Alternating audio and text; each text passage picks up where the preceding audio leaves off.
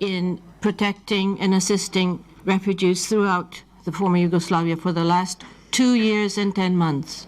And of course, we follow the developments very carefully. But we have tried very hard to protect all the people, all the victims. And it is worrying that the peace settlement has not taken place and that there are expulsions and some ethnic cleansing going on even today. And it is extremely painful for me to have to work under these very difficult political and military circumstances. Ms. Ogata, I'm Douglas Struck with the Baltimore Sun newspaper. Could you describe in some specific way, if you can, what you expect in the future if population is not controlled in terms of migration and refugees? Globally, yes. Globally, yes. Well, from a macroscopic point of view, I think population pressure as such would tend to exacerbate the question of migration and refugees. At the same time, population pressure in itself does not directly link to migration or refugee outflow, because refugee outflow and migration movements are rather specific. So what I would hope very much is to have a greater examination of linking what population as such and what effect it has on certain situations, whether it is country or region. I'm sure it is linked with a question of development. I'm sure it is linked with a question of employment. I'm sure it is linked with the question of social justice. I'm sure it is linked with the question of the establishment of democracy. There are various factors that affect population movement, are affected by population movement, but transform that to large migratory flows, or in extreme cases, migratory flows and refugee flows are linked in some instances, but they're not identical.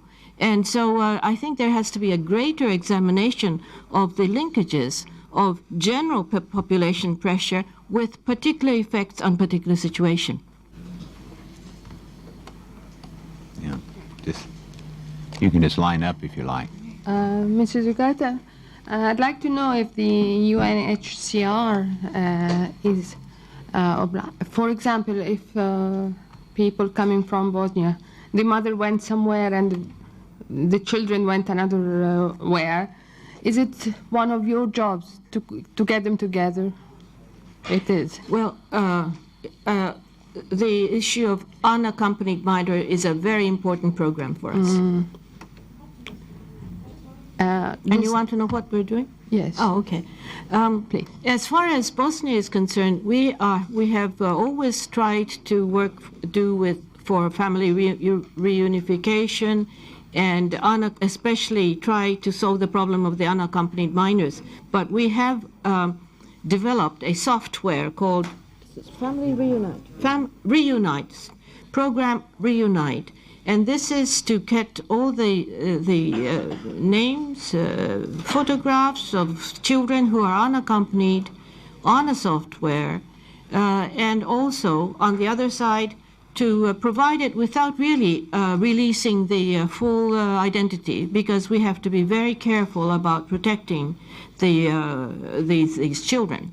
And on the other hand, we have NGOs who are receiving inquiries from families who have lost their children. And this program has been handled on both ends by NGOs whom we trust and we're sure of. And this is already bringing, I don't know what the number is. Did you hear? Several hundred people have been already identified through this Reunite program that we have installed. And we feel that this kind of program should be spread, especially in Rwanda, with regard to Rwanda, where I don't know, it was the most painful experience to see unaccompanied children. A lot of them are probably orphans, but we do not know. And so to deal with the children who have been lost in this course of the Civil War, how to protect them, how to provide the kind of information that would protect them and make sure that they're not immediately adopted or something. We do not favor that kind of a policy, but try to trace their families. And we plan to use these new technology that have been devised, which is very, very efficient. Excuse me. If you feel sure that they are orphans, they don't have any parents anymore, do you say if they are Muslims, you insist that they go to Muslim parents, or if they're Christians, they go to Christian parents, or is it just left like that? Together with ICRC, UNICEF, and ourselves, we have developed guidelines, and we do not promote adoption of children who have been lost in wars like this. Now, how can you tell a 1-year-old or a 6-month child whether he's a Muslim or a Christian or whatever it is?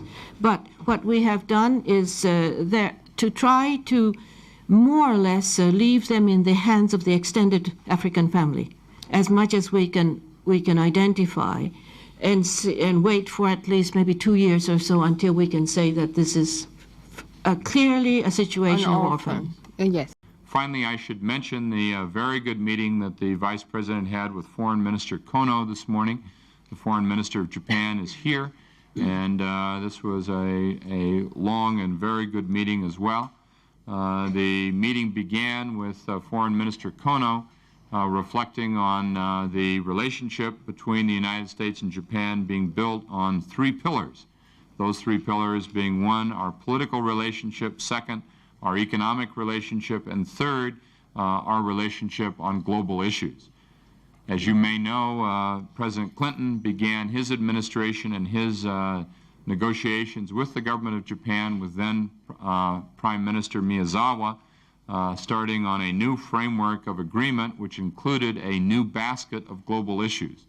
Included in that basket are a series of environmental programs, a global observation information network, some pre-competitive technology programs, a very ambitious cooperative effort on AIDS, and also includes a broad cooperative effort between the United States and Japan on the important issue of population and AIDS and funding.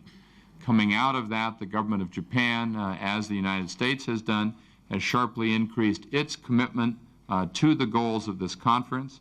As all of you know, I believe last February, the Vice President of the government of Japan committed themselves to a $3 billion program over 7 years, which is a 10-fold increase of their commitment to population and AIDS, moving from about $40 million a year to more than $400 million a year.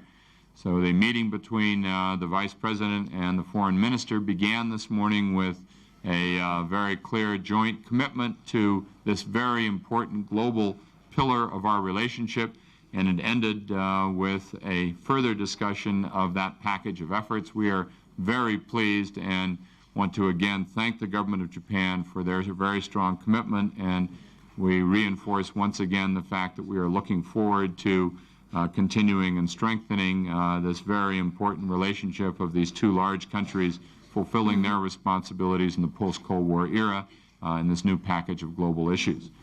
Let me stop at that, and we look forward to any questions that any of you may have.